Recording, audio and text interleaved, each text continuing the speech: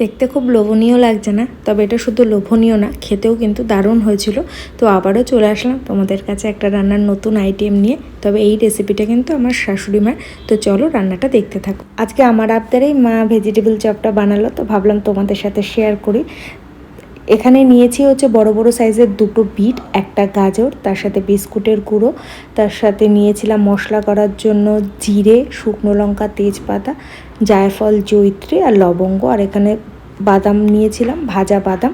তো এখানে প্রথমে মশলাটাকে শুকনো খোলায় ভেজে নেওয়া হচ্ছে। এই ভাজা মশলাটি চপের মধ্যে ব্যবহার করা হবে। তো জায়ফলটা একদমই অল্প নিয়েছি, কারণ এখানে যেহেতু বিট আর গাজরের পরিমাণটা খুবই কম ছিল, আর তার সাথে কিন্তু আমি দুটো সেদ্ধ করা আলুও নিয়েছিলাম। তো প্রথমে মা প্যানে তেল দিয়ে 3-4 চামচ তেল দিয়ে তেজপাতা আর সাদা জিরা ফোড়ন দিয়ে কেটে রাখা গাজরগুলোকে দিয়ে দিয়েছে। এখানে কিন্তু মা প্রথমে কোনো নুন ব্যবহার করেনি, ভালো করে গাজরটাকে ঢাকা দিয়ে একটু সেদ্ধ হতে দিয়েছিল।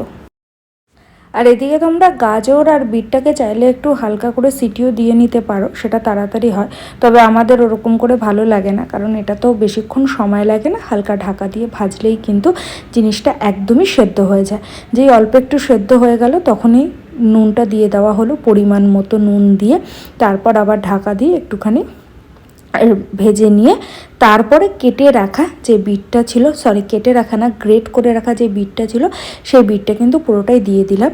দিয়ে সেটাকে আবারও কিন্তু ঢাকা দিয়ে একদম কম হিটে কিন্তু খানিকটা ভেজে নিতে হবে বা সেদ্ধ করে নিতে হবে। নিয়ে তারপরে এখানে আমরা 1.5 চামচ মতন আদা বাটা দিয়েছি। আর আদা বাটাতে কিন্তু আমরা সেরকম কোনো জল দিইনি। তো তোমরা যদি আদা বাটাতে একটু জল দিয়ে আদাটা বাটো, সেই ক্ষেত্রে তোমরা 2 চামচ আদা বাটা ইউজ করতে পারো। তারপর কেটে রাখা কাঁচা লঙ্কা দিয়েছিলাম, তোমরা যেরকম ঝাল খাও সেরকম ব্যবহার করবে কাঁচা লঙ্কা দিয়ে। আর বাদামটা আমি যেহেতু আগেই ভেজে রেখেছিলাম, সেটা আমি লাস্টে ব্যবহার করেছি।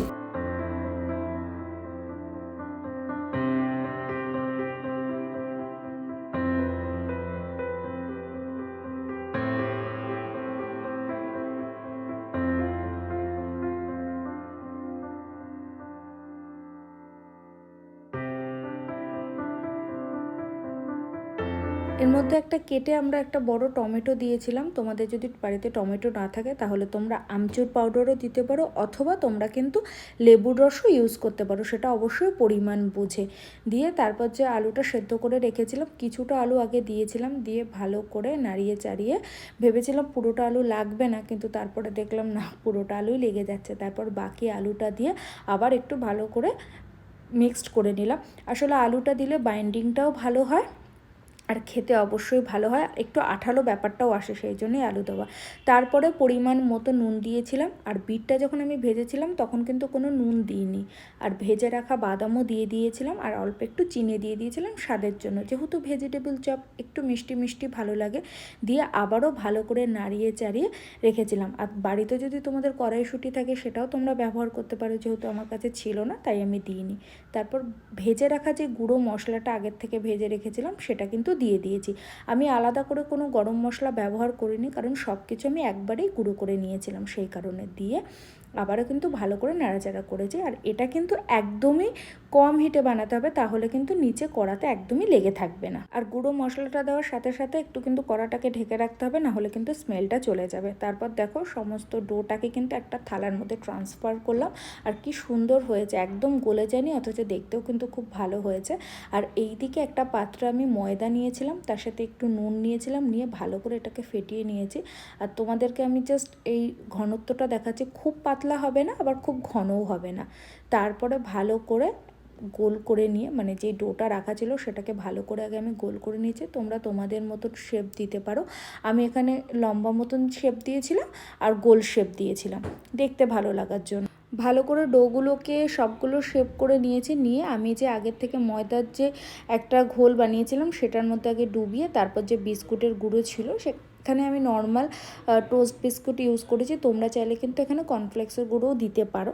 দিয়ে তারপর এক একটা করে সব কিছু গড়ে নিয়েছি। আর এখানে আমরা যে ময়দার ঘোলটা ইউজ করেছি, তোমরা চাইলে কিন্তু সেখানে ডিমেরও যে লেয়ারটা থাকে সেটা ইউজ করতে পারো, বাট আমরা এখানে ময়দারই করেছি। কিছুই না, দুটো ডিম ফেটিয়ে তার মধ্যে একটু নুন দিয়ে সেম প্রসেসেই করতে হবে।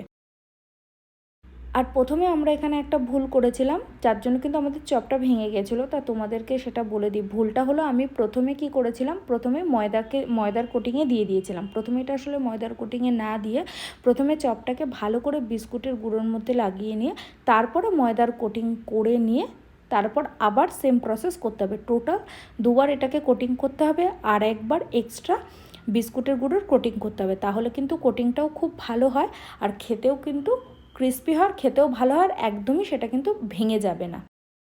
আরেকটা কথা, তোমাদের হাতে যদি সময় থাকে তাহলে ভালো করে কোটিং করে নিয়ে একদম ফ্রিজে যদি আধ ঘন্টা 1 ঘন্টা যার যতটুকু সময় থাকে যদি রাখতে পারো তাহলে কিন্তু এটা বেশ ভালো হয়। কিন্তু আমাদের হাতে যেহেতু সময় ছিল না তাই জন্য কিন্তু আমাদের ডাইরেক্ট ভেজে নিতে হয়েছিল। ফ্রিজে রেখে দিলে কিন্তু জিনিসটা খুব ভালো হয়।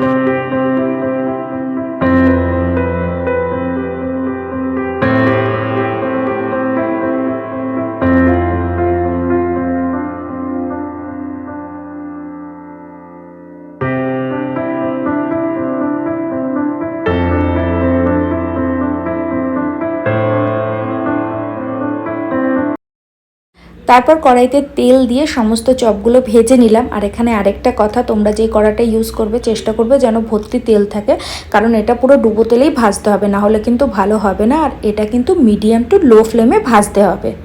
আর যেহেতু 2 থেকে 3টে কোটিং করা আছে না, সেই জন্য কিন্তু এখানে তেলটাও অনেকটাই কম লাগবে, কিন্তু ডুবো তেলে ভাজলে জিনিসটা খেতেও ভালো হয় আর জিনিসটা ভাজাটাও কিন্তু প্রপার হয়। আর প্রথমেই বলেছিলাম যেহেতু আমি প্রথমে একটা কোটিং করেছিলাম, সেখানে দেখো কেমন করে এগুলো মানে ভেঙে গেছে চপগুলো। তো এতে কিন্তু তেলটাও অনেকটা বেশি দরকার হয়, মানে হাতে দেখো কেমন তেল লাগছে আর কেমন করে চপগুলো ভেঙে গেছে। আসলে রান্না করতে গিয়ে ছোট ছোট যে অভিজ্ঞতাগুলো হয় সেগুলো ভাবলাম তোমাদের সাথেও শেয়ার করি, যেমন ভালোটাও শেয়ার করি তেমন খারাপটাও তোমাদের সাথে শেয়ার করি, যাতে তোমরা যখন রান্না করবে যাতে তোমাদের তখন যেন এই সমস্যাটা তোমাদের না পড়তে হয়। আর বিশ্বাস করো খেতে কিন্তু অসাধারণ হয়েছিল। আর একটা কথা এখানে বলি, তোমরা কিন্তু এই ভেজিটেবল চপে যদি চাও তোমরা কিন্তু ছোট ছোট করে নারকেল কুচিও ইউজ করতে পারো। আমার কাছে ছিল না বলে আমি ইউজ করিনি।